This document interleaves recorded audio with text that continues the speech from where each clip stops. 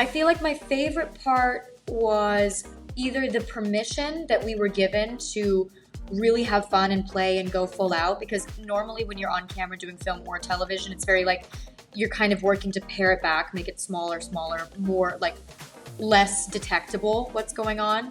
And I feel like this was so fun because it was like whatever you want, play, dive in, really like lean into the sort of like world that they created, which is the dream as a performer, you know, is to be able to walk into a world and be like, yep, inhabit it. You know, that never happens. And then I also think that working with the exact people that we had, those were my two favorite things, because everybody was so joyful and funny and supportive and at the very top of their game. And we really had so much fun. Yeah, I feel very lucky. I think the biggest challenge was, for me, making sure I got the dancing right. I mean, I think of all the things, that's definitely the one that I'm the least trained in, even though I've gotten to dance in a lot of the projects I've been a part of.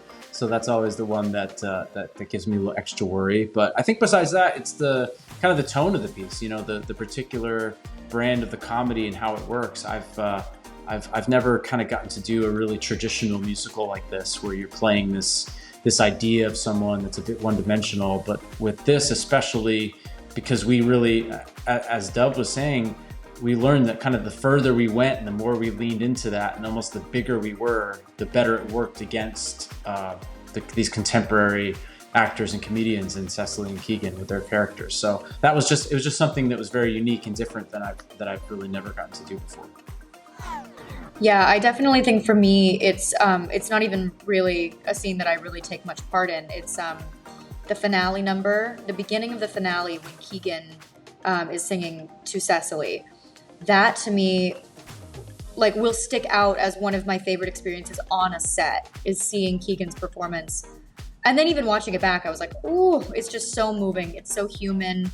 And it's interesting because the series kind of takes you on this ride where you think you're watching one thing, and then by the end of it, you've digested all of these like secret messages and like hidden lessons. And I think that Keegan's character really represents a lot of that.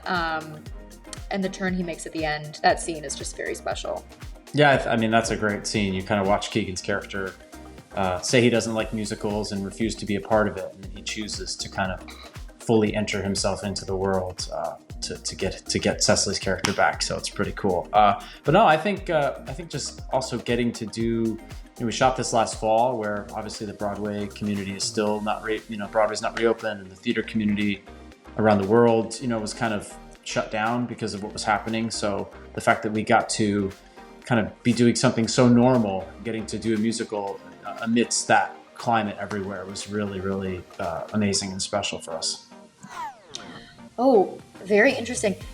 This is a bit of a cop-out, but Betsy, I played her. I did basically no work for Betsy because I wanted her to be as one-dimensional as possible. There's truly like not much going on back there. She's got one objective. She's a very simple girl. She's led a simple life.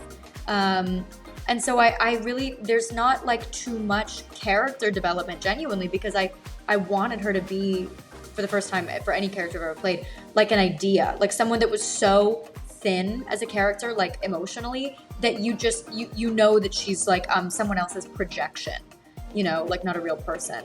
So I feel like, if there's anything I want you to know, it's I truly don't think I have an answer for that. I think that something that I like about her is that she's very hopeful. Oh, that's my cat. She definitely like pursues what she wants. And in the end, she's willing to, give up what she thought she wanted for what she knows is right. Like, I guess those are the kind of things that, if I had to think about it, but truly, I think the less you think about Betsy, the more she makes sense. Yeah, I think, Danny's a guy who really takes pride in his work.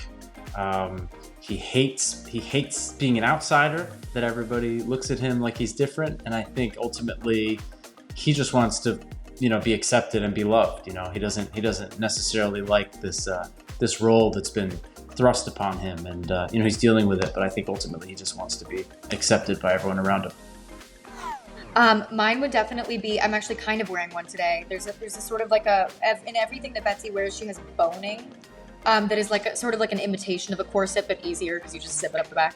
I think that this sort of like bustier with boning is so beautiful and romantic, and I would wear it every day if I could.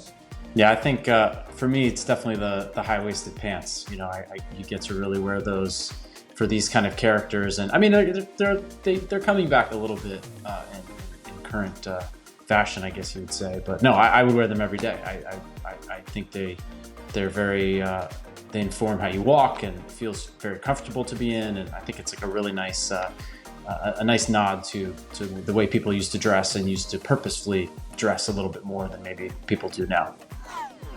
Yeah, I think for me that would be The Light in the Piazza. That's always been my favorite show since I heard it when I was 8 years old. I think that the score it moves me to tears every time. The story moves me to tears every time. I feel very close with that show. And then probably right next to it would be West Side Story. And those two, they're very similar in the way that they like sit in your nervous system. But those would probably be my favorites.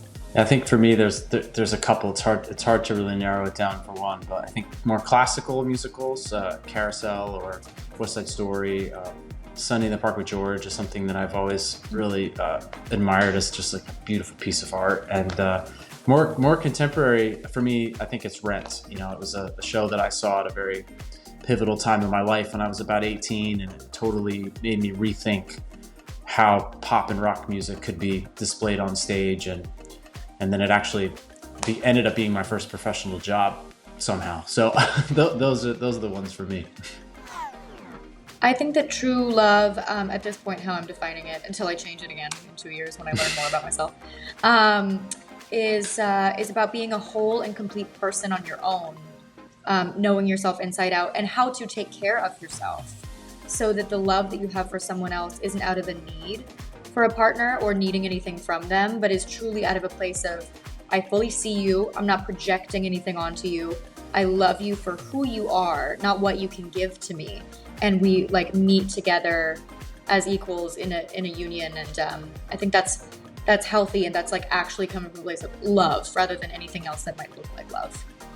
Yeah, I think it's simply to see and be seen, and to know and be known, you know, to be able to really be yourself and have somebody else that can be themselves, and you don't have to hide anything, and you can just really have that intimacy and be there for each other.